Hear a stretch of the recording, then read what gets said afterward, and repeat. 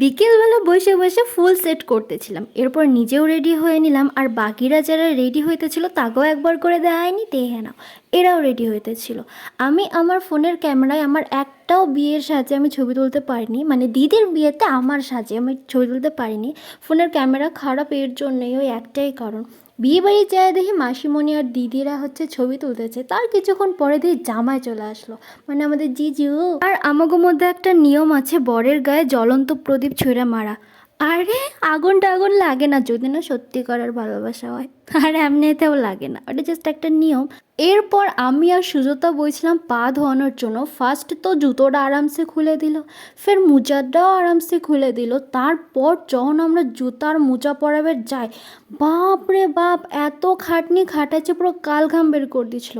আর আমি অন্য একটা জামাইবাবুর সাথে ডিল করতেছিলাম কিটা কত কমিশন পাইবো এই নিয়ে।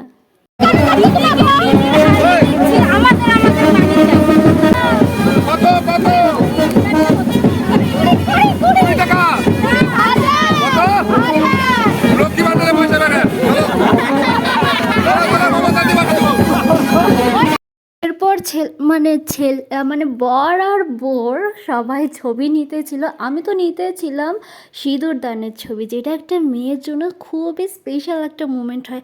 নাইচে মুহের অবস্থা বান্দরের মতো হয়ে গেছিলো। এরপর বর আর বোর সাথে আমরা সাত পাকে ঘুরছিলাম, নাচতে নাচতে সেই মজা করছিলাম। সত্যি ওই একটা জিনিসই খুব ভালো হয়েছিল।